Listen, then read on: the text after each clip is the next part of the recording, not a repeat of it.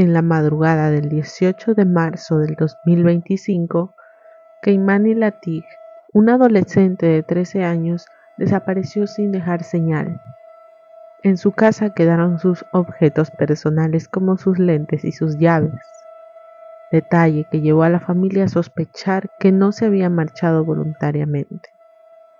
De inmediato comenzaron a recorrer calles y avenidas en su búsqueda, pero la esperanza se apagó días después cuando el cuerpo de Keimani fue hallado dentro de una vivienda abandonada. Y la persona culpable de estos hechos fue alguien que nadie imaginaba, pues se trataba de quien debía cuidarla. Los invito a ver esta triste historia que causó gran conmoción en Estados Unidos. Si desean conocer más detalles sobre esta historia, quédense a ver todo el video.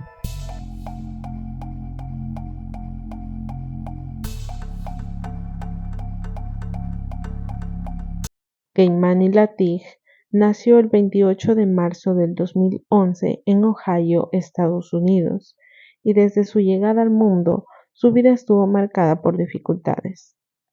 Era hija de una mujer llamada Tiara y presuntamente de un hombre llamado Darnell Jones.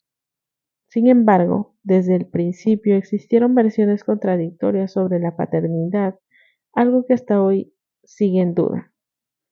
Lo cierto es que Tiara y Darnell tenían problemas con las autoridades. Ambos tenían antecedentes y un historial de conflictos con la justicia. No hay datos precisos sobre las circunstancias de su nacimiento, pero sí se sabe que llegó al mundo en una situación de alto riesgo, motivo por el cual fue separada de sus padres siendo apenas una bebé. Aún así, su infancia no fue estable. Durante sus primeros años pasó de un familiar a otro con custodias temporales, mudanzas constantes y figuras que entraban y salían de su vida. Por mucho tiempo no conoció la estabilidad, y la complejidad de su historia no solo se debía a esta inestabilidad, sino también a los conflictos dentro de su propia familia, pues la relación entre su madre y su abuela Dorothy estaba lejos de ser cordial y durante años permanecieron distanciadas, marcadas por el resentimiento y la desconfianza. De hecho, fue la abuela materna, Dorothy, quien sembró la duda que aún persiste sobre quién es el verdadero padre biológico de la niña. Según ella, su hija se contradecía con frecuencia. A veces afirmaba que Darnell era el padre y otras veces lo negaba. Estas inconsistencias agrandaron la fractura familiar. Aún así, Tiara nunca negó públicamente que él fuera el progenitor. Con este contexto llegamos al año 2020, cuando Keimani se mudó a vivir con su abuela. Para entonces su madre ya había formado otra familia, tenía más hijos y parecía haber dejado atrás su antigua vida. Aunque ya no tenía la custodia, seguía cumpliendo con su rol de madre económicamente. Todo indicaba que la niña por fin había encontrado estabilidad, pero esta etapa le duró poco. El entorno que parecía seguro se quebró en marzo del 2024, cuando el sistema de protección infantil intervino tras recibir 2 denuncias de un periodo de 3 meses que señalaban castigos físicos excesivos contra la menor. Lo alarmante no fue solo un episodio, sino varias revelaciones que la niña hizo a su maestra. Buscaba ayuda porque se sentía muy presionada en casa y además presentaba lesiones visibles. Sin embargo, todo terminó en una advertencia para la abuela, quien en 2024 obtuvo oficialmente la custodia mientras Tiara debía pagar la manutención. A pesar de los obstáculos, desde pequeña Keimani dejaba una huella profunda en quienes la conocían. La describían como dulce, sociable y muy responsable. Una niña que pese a su edad sabía cuidarse sola. Para 2025, cuando ocurrieron los hechos, tenía 13 años y cursaba séptimo grado. Era una estudiante aplicada y deportista muy dedicada. Esa misma semana estaba por recibir una medalla, un reconocimiento muy especial a la bondad por su trato con sus compañeros. Según los registros, el 15 de marzo del 2015 fue la última vez que vio a su madre. Fue llevada a su casa en Cleveland con permiso de su tutora legal. Pasaron una tarde tranquila, jugaron videojuegos, rieron, bromearon y parecían muy felices. El lunes 17, Dorothy volvió a casa por la mañana tras su turno laboral nocturno y notó que la puerta estaba abierta, pero que Imani no estaba. Pensó que había salido rumbo a la escuela y no se preocupó al inicio. Sin embargo, algo no encajaba. En el interior de la casa se encontraba desordenado, algo inusual en un hogar donde ambas eran muy ordenadas. Lo más inquietante fueron los objetos en la sala, las llaves, los lentes de la niña, y a la abuela se le hizo muy extraño porque sin ellos apenas podía ver y nunca se los olvidaba. También encontró su propia pijama tirada en el comedor y la estufa encendida en la cocina, por lo que generó un fuerte olor a gas. En resumen, el estado de la casa no coincidía con la rutina habitual que ellas llevaban. A las 9:40 de la mañana, intentó llamarla varias veces sin conseguir respuesta. Luego contactó a la escuela y recibió una noticia aún más preocupante, pues le dijeron que la niña no había asistido ese día a clases. Tras revisar todo, llamó a los padres y habló con Darnell, quien dijo no saber dónde estaba la niña. Entonces reportó de inmediato la desaparición. Al tratarse de una menor, la movilización policial fue rápida y en pocas horas comenzaron la búsqueda en la zona donde vivía su abuela. Voluntarios se sumaron para ayudar y encontrarla. Su madre viajó a Cleveland y declaró estar devastada, agradeciendo el apoyo en redes y pidiendo información que permitiera hallarla. El 21 de marzo, familiares, amigos y vecinos repartieron volantes con su rostro. Mientras la comunidad se organizaba, la policía intensificó interrogatorios a allegados, buscando cualquier pista. La abuela fue tajante. La niña nunca se escapaba de casa. Siempre avisaba y seguía una ruta estricta entre la escuela, baloncesto y casa. No había lugar para sospechas. En las investigaciones surgió que uno de los últimos en verla fue su padre.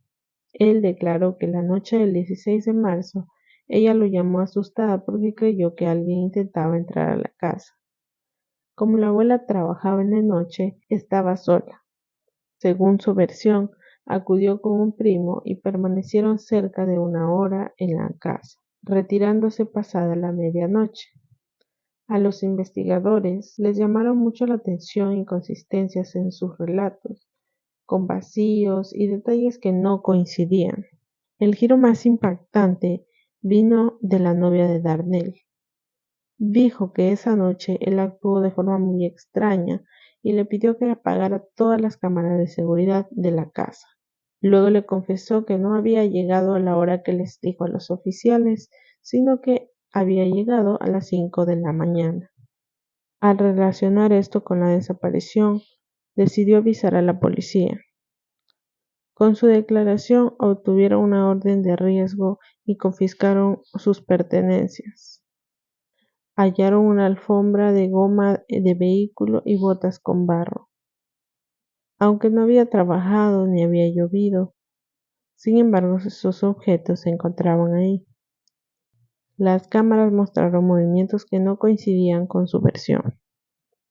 Además, su historial criminal resultó alarmante. Antecedentes desde los 19 años, condenas diversas y episodios violentos, incluido uno en el 2019, donde fue acusado de agredir a su esposa. Tras ese caso, recibió 180 días en el centro de salud y un año de libertad condicional. Después de otros incidentes, decidió mantener un perfil más tranquilo con su pareja Nina Thunder. con quien tenía una pequeña hija. Ella declaró que nunca fue violento con ella ni con los niños.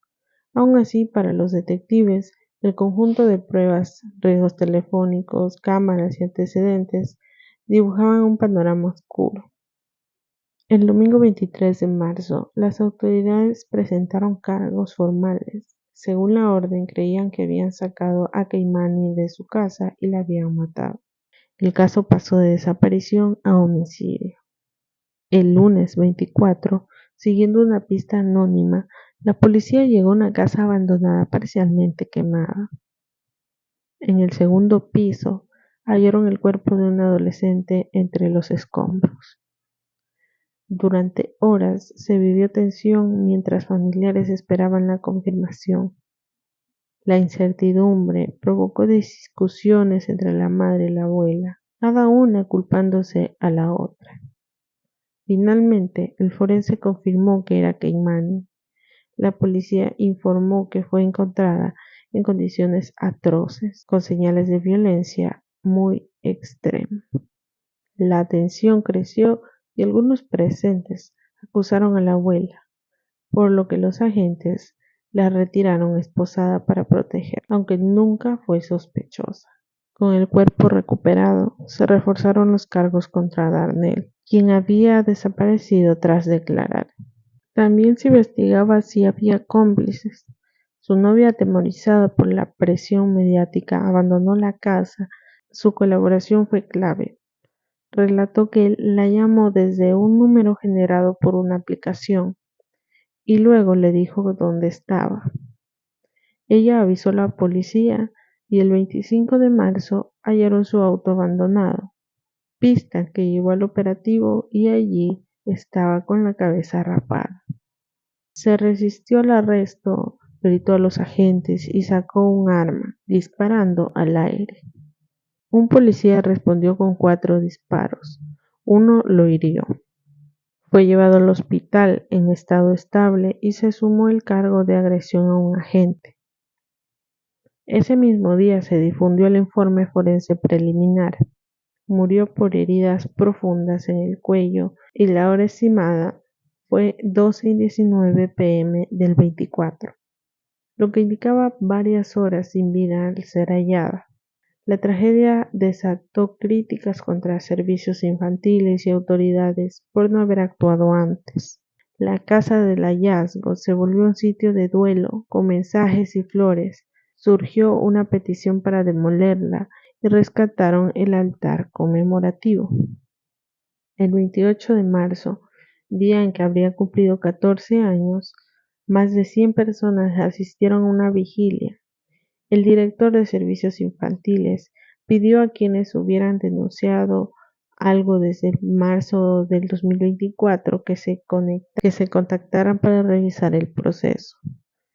Afirmó que cuando visitaron la vivienda no detectaron riesgo suficiente para retirarla. Mientras tanto, Darnell fue dado de alta y compareció por video.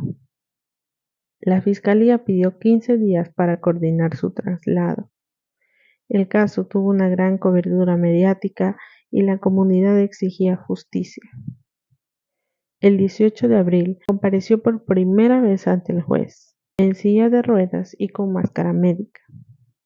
No mostró emociones y la fiscalía pidió mantenerlo detenido sin fianza. Luego se reveló que había admitido haberla llevado a la fuerza a la casa abandonada y asesinarla allí. El juez calificó el crimen de extremo y fijó una fianza de $2 millones, además de prohibirle contacto con la familia y con menores, y ordenarle monitoreo tras entregar su pasaporte. Un día después, la casa del hallazgo se incendió y terminó destruida. Se sospechó que fue provocado. Al final fue demolida. Esto ha sido todo por el caso de hoy. Una historia muy terrible y estremecedora en la que principalmente fue señalado quien debía protegerla, su propio padre. Aunque existen dudas familiares sobre su vínculo biológico, pero nunca se ha confirmado mediante una prueba de ADN. Lo único indiscutible es la brutalidad del crimen con el que este señor acabó con la vida de este adolescente, que apenas empezaba a vivir. Se espera que reciba la pena máxima posible, lo cual no cabe duda. Muchas gracias por ver este video. Espero haya sido llamativo para ustedes y si es así, regálenme un me gusta, comenten y suscríbanse a este canal. Esto ha sido De Sol a Sol, un caso más que debías conocer.